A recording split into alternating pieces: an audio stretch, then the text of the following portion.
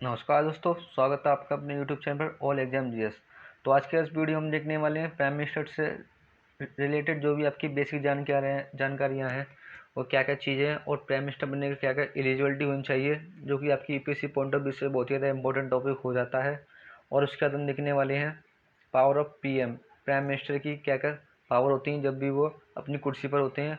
और उसके बाद देखने वाले हैं प्राइम मिनिस्टर से रिलेटेड जो भी आपके important article, article 74, article 75 and article 78, जो कि आपके यूपीएससी पॉइंट ऑफ व्यू से बहुत ज़्यादा इंपॉर्टेंट आर्टिकल हो जाते हैं, खास करके जब आप प्रीलिम्स के लिए तैयारी करते हैं।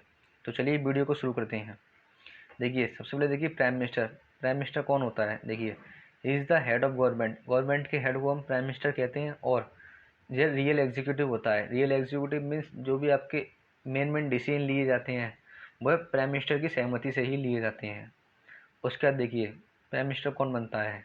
Leader of largest party of parliament, parliament में जो भी सबसे बड़ी पार्टी होती है उसका जो लीडर होता है वही आपका पीएम बन जाता है। उसके बाद देखिए, अपॉइंट इसको कौन करता है। जब प्रेसिडेंट के द्वारा इसको अपॉइंट किया जाता है। जब भी आपसे क्वेश्चन में पूछे कि प्राइम मिनिस्टर को कौन अपॉइंट करता है तो आपको टिक ला के आना है प्रेसिडेंट। उसके बाद देखिए, हमारे संविधान में कोई भी प्रोसीजर या कोई सिस्टम नहीं दिया गया है कि किस प्रकार पीएम को प्रेसिडेंट के द्वारा अपॉइंट किया जाएगा, बस कह दिया गया है। और उसके बाद देखिए, ज़रूरी नहीं कि आपको पीएम बनने के लिए एमपी होना ही चाहिए, लेकिन जब आप पीएम बन चुके हैं और आप एमपी नहीं हैं तो आपको आने वाले 6 महीनों के भीतर आपको एमपी बनना ही पड़ेगा। अगर आप एमपी नहीं बने तो आपका जो भी अपॉइंटमेंट है वो वॉइड डिक्लेयर कर दिया जाएगा। इसका मतलब जो है वो अनकॉन्स्टिट्यूशनल माना जाएगा। उसके बाद देखिए, PM occupies his post during the pleasure of president, president के प्लेजर में वो अपनी सीट लेता है। और he can not be removed till he comments the majority in the house, जब तक कि हाउस में उसको मेजोरिटी मिलती रहती है तब तक वो अपनी पीएम की कुर्सी पर रहता है। इसका मतलब ये है, जब तक वो उसकी जो पार्टी है मेजोरिटी में रहेगी हाउस में और उसको सपोर्ट करती रहेगी प्राइम मिनिस्टर की, हमारे प्राइम मिनिस्टर यही रहेगा, तो तब तक वो वही रहेगा, उसको उठाया नहीं जाएगा।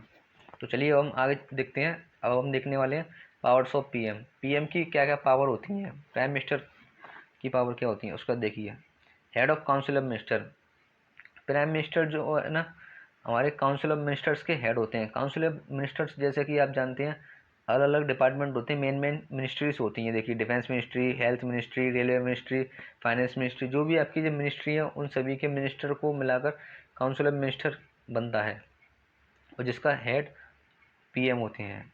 उसके बाद देखिए, ही रिकमेंडेड करते हैं people to be appointed as minister, वही चूज करते हैं कि किसको मिनिस्टर्स बनाया जाएगा। उसके बाद देखिए, ही अलोकेट्स एंड रीसफल पोर्टफोलियोज अमंग मिनिस्टर, जो कि पोर्टफोलियोज मतलब जो भी डिपार्टमेंट होते हैं या ग्रुप ऑफ डिपार्टमेंट होते हैं वह किस मिनिस्टर्स को सौंपे जाएंगे वह पीएम ही डिसाइड करते हैं अपने मिनिस्टर्स के साथ मीटिंग करके। और उसके बाद देखिए, he can ask the minister to resign, वो किसी भी मिनिस्टर से कह सकते हैं कि वो रिजाइन दे दें। यदि वो रिजाइन नहीं देते हैं मिनिस्टर्स तो वो प्रेसिडेंट को कह सकते हैं उनको डिसमिस कर दिया जाए। उसके बाद देखिए, he supervise the activities of all ministers, वह सुपरवाइज करते हैं एक्टिविटीज़ सभी जो भी उनके जो मिनिस्टर्स होते हैं उनकी एक्टिविटीज़ देखते हैं वो कैसा काम कर रहे हैं। और वो अच्छा काम नहीं करते तो उनको मिनिस्टर पद से हटा भी सकते हैं, जैसा कि आपने अभी देखा था। देखिए, हिज रिजाइनेशन और डेथ, जब भी प्राइम मिनिस्टर रिजाइन करते हैं या फिर उनकी डेथ हो जाती है तो काउंसिल ऑफ मिनिस्टर होता है जो उनके द्वारा अपॉइंट किए जाते हैं मिनिस्टर्स, वो अपने आप ही डिसोल्यूशन हो जाते हैं, मतलब वो भी अपने पद से इस्तीफा दे देते हैं। इसका मतलब जो समझ लीजिए आप। उसके बाद हम आगे चलते हैं। देखिए, ही is the leader of lower house, lower house means Lok Sabha. Prime minister जो है ना लोअर हाउस के लीडर होते हैं। उसके बाद देखिए, he can advise president to summon on prerogative house session, house session के लिए सम्मन कर सकते हैं, यानी हाउस सेशन के लिए बुलावा कर सकते हैं जब भी हाउस की छुट्टी हो रही हो, मतलब जो भी बिल वगैरह डिस्कस करने के लिए वो हाउस को बुला सकते हैं और प्रेरोगेटिव्स को स्थगित भी कर सकते हैं। उसके बाद देखिए, he communicate the president all matters related to administration of union and propose legislation, जो भी लेजिस्लेशन बनने होते हैं या फिर किस प्रकार से एडमिनिस्ट्रेशन चलाया जा रहा है यूनियन में वह प्रेसिडेंट को बताते हैं। उसके बाद देखिए, he furnish the information required by the president, जब भी प्रेसिडेंट को कोई भी इंफॉर्मेशन चाहिए होती है तो वो पीएम से ले सकते हैं, तो और पीएम को वह बताना पड़ेगा प्रेसिडेंट को। उसके बाद देखिए he submit to the consideration of council of minister. Council of minister के क्या क्या कंसिडरेशन है किसी भी लेजिस्लेशन के रिलेटेड या कोई भी डिस्कशन हुआ उन लोगों में काउंसिल ऑफ मिनिस्टर में, तो वह प्रेसिडेंट को रेफर करती हैं। विच डिसीजन टेकन बाई इंडिविजुअल, कभी कभार इंडिविजुअल के कोई भी डिसीजन होते हैं तो वो भी बताए जाते हैं प्रेसिडेंट को। उसके बाद देखिए आगे चलते हैं। देखिए he can advice dissolution of Lok Sabha, Lok Sabha की डिसोल्यूशन के लिए एडवाइस भी कर सकते हैं प्रेसिडेंट को एनी टाइम, मतलब उसको डिसोल्यूशन हो जाए। उसके बाद देखिए he announce the government policy on the floor of house, house में गवर्नमेंट पॉलिसीज़ को वो अनाउंस करते हैं, बताते हैं। उसके बाद देखिए आगे देखते हैं।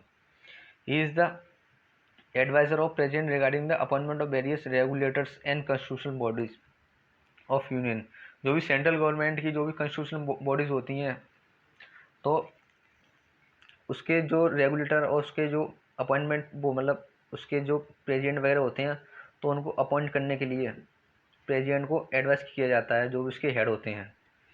उसके बाद देखिए he heads the national development council, national integration council और inter state council, NITI Aayog, इन सभी के जो हेड होते हैं वो भी अपने पीएम ही होते हैं।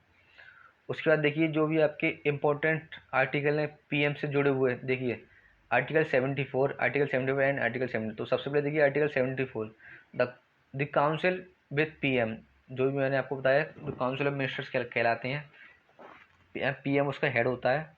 जो ये सभी जो है ना काउंसिल ऑफ मिनिस्टर एडवाइस करते हैं प्रेसिडेंट को ऑन वेरियस इशू को, वेरियस इशू पर। ये आपका आर्टिकल 74 है, जिसको आप अपनी मेंस राइटिंग में यूज कर सकते हैं। उसके बाद देखिए article 75, president appoint PM and other minister appointed by the president on the advice of PM.